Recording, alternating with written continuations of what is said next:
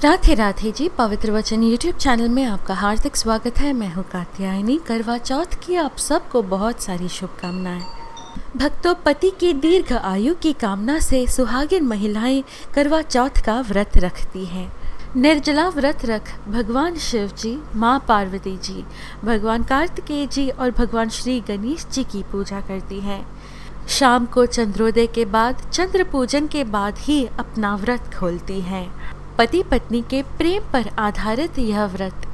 ऐसे में भगवान शिव और माँ पार्वती के विवाह की कथा से और पावन और सुंदर कौन सी कथा हो सकती है।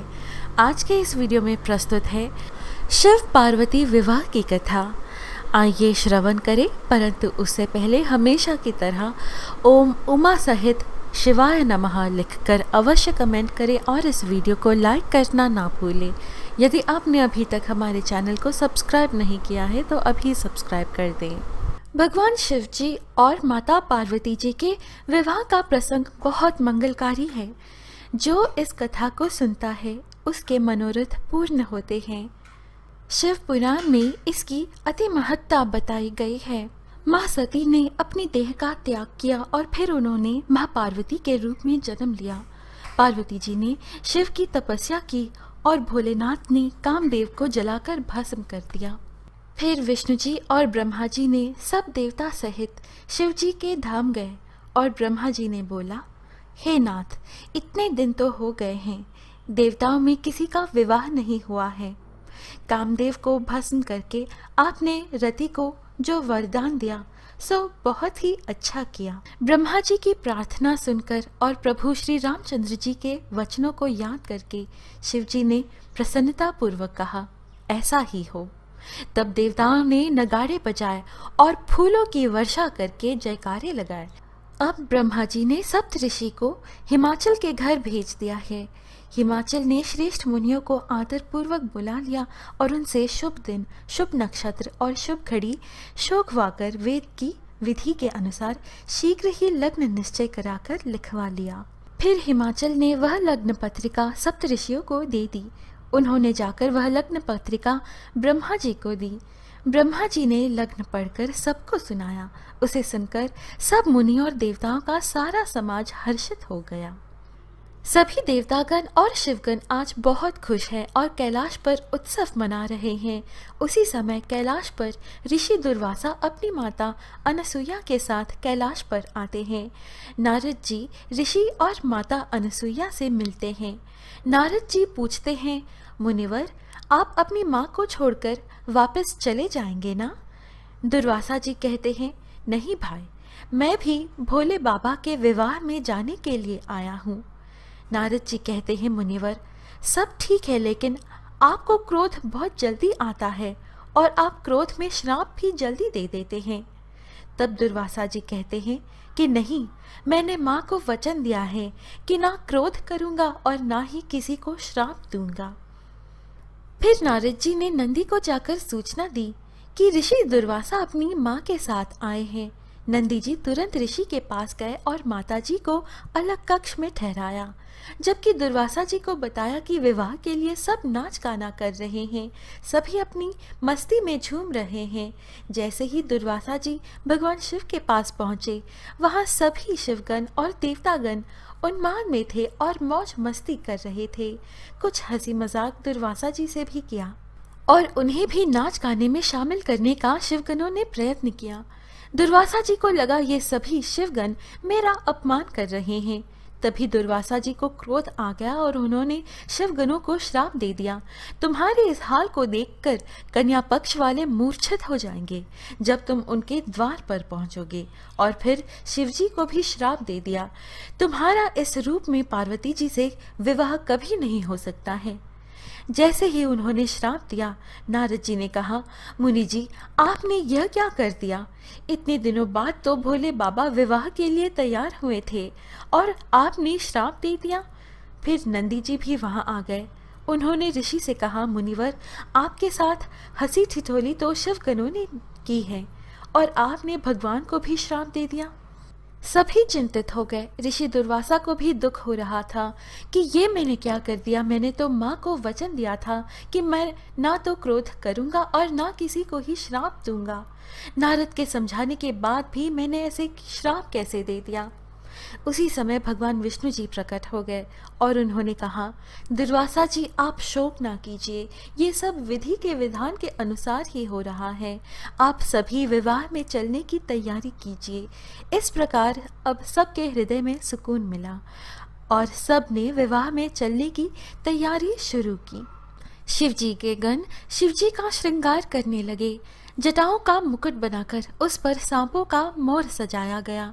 शिवजी ने सांपों के ही कुंडल और कंकन पहने, शरीर पर विभूति रमाई और वस्त्र की जगह बाघंबर लपेट लिया। शिवजी के सुंदर मस्तक पर चंद्रमा, सिर पर गंगा जी, 3 नेत्र, सांपों का जनेऊ, गले में विष और छाती पर नरमुंडों की माला थी। भोलेनाथ का उपटन किया गया, लेकिन हल्दी से नहीं, जले हुए मुर्दों की राख से। एक हाथ में त्रिशूल और दूसरे में डमरू सुशोभित है। शिवजी बैल पर चढ़कर चले, बाजे बज रहे हैं। सभी देवता तो वहां मौजूद थे ही, साथ ही असुर भी वहां पहुंचे। यहाँ तक कि भूत पिशाच और विक्षिप्त लोग भी उनके विवाह में मेहमान बनकर पहुंचे। श्री रामचंद्र जी के विवाह के समय भूत प्रेतों को निमंत्रण नहीं दिया गया था। वे रोने लगे कि वे अमंगल हैं, वे अपशगुन हैं। दुनिया के घर में कोई भी शुभ कार्य हो तो उन्हें नहीं बुलाया जाता है। तो भोलेनाथ का हृदय करुणा से भरा है। वे तुरंत बोले कि कोई बात नहीं, राम विवाह में मत जाना तुम, पर मेरे विवाह में तुम्हें पूरी छूट होगी। तुम सारे अमंगल अपशकुन आ जाना। इसलिए आज सभी मौज मस्ती से शिव विवाह में झूमते हुए जा रहे हैं। बारात को नगर के निकट आई सुनकर नगर में चहल पहल मच गई, जिससे उसकी शोभा और बढ़ गई। पार्वती जी की माता मैना ने शुभ आरती सजाई और उनके साथ की स्त्रियां उत्तम मंगल गीत गाने लगी। सुंदर हाथों में सोने का थाल शोभित है। इस प्रकार मैना हर्ष के साथ शिवजी का परिछन करने चली। जब मैना ने विष्णु जी के अलौकिक रूप को देखा तो प्रसन्न होकर नारद जी से पूछा, हे नारद जी, क्या ये ही मेरी शिवा के शिव है? नारद जी बोले, नहीं, ये तो भगवान श्री हरि हैं। पार्वती जी के पति तो और भी अलौकिक हैं, उनकी शोभा का वर्णन नहीं हो सकता है। इस प्रकार एक एक देवता आ रहे हैं। मैना उनका परिचय पूछती है और नारद जी उनको शिव का सेवक बताते हैं। फिर उसी समय भगवान शिव अपने शिवगणों के साथ पधारे हैं। सभी विचित्र वेशभूषा धारण किए हुए हैं। जब महादेव जी को भयानक वेश में देखा तब तो स्त्रियों के मन में बड़ा भारी भय उत्पन्न हो गया।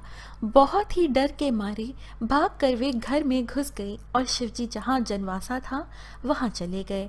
कुछ डर के मारे कन्या पक्ष वाले मूर्छित हो गए।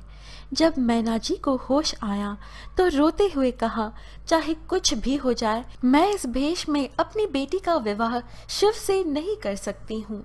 ये सब सुनकर पार्वती जी अपनी माँ से बोली, हे माता, कलंक मत लो, रोना छोड़ो। यह अवसर विषाद करने का नहीं है। मेरे भाग्य में जो दुख सुख लिखा है उसे मैं जहाँ जाऊंगी वही पाऊंगी। फिर ऐसा कहकर पार्वती जी भगवान शिव के पास गई और उन्होंने निवेदन किया कि हे भोलेनाथ, मुझे सभी रूप और सभी वेश में स्वीकार हो, लेकिन प्रत्येक माता पिता की इच्छा होती है कि उनका दामाद सुंदर हो। तभी वहाँ विष्णु जी आ जाते हैं और कहते हैं, पार्वती जी आप चिंता मत कीजिए, आज जो भोले बाबा का रूप बनेगा उसे देखकर सभी दंग रह जाएंगे। आप ये जिम्मेदारी मुझ पर छोड़िए। अब भगवान विष्णु जी ने भगवान शिव का सुंदर श्रृंगार किया है और सुंदर वस्त्र पहनाए हैं। करोड़ों कामदेव को लज्जित करने वाला रूप बनाया है भोले बाबा का। भोले बाबा के इस रूप को आज भगवान विष्णु जी ने चंद्रशेखर नाम दिया है। बोलिए चंद्रशेखर शिव जी की जय।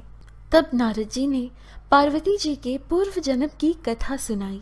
उन्होंने कहा कि पार्वती जी तो सदा ही शिव जी की अर्धांगिनी हैं। नारद जी के यह वचन सुनकर सबका विषाद मिट गया और मैना जी और हिमवन जी आनंद में मग्न हो गए। पर्वतराज हिमाचल ने हाथ में कुश लेकर तथा कन्या का हाथ पकड़कर उन्हें भवानी जानकर शिव जी को समर्पण किया। जब महेश्वर ने पार्वती का प्राणी ग्रहण किया तब इंद्रादि सब देवता हृदय में बड़े ही हर्षित हुए। श्रेष्ठ मुनिगण वेद मंत्रों का उच्चारण करने लगे और देवगण शिवजी का जय जयकार करने लगे। अनेकों प्रकार के बाजे बजने लगे। आकाश से नाना प्रकार के फूलों की वर्षा हुई।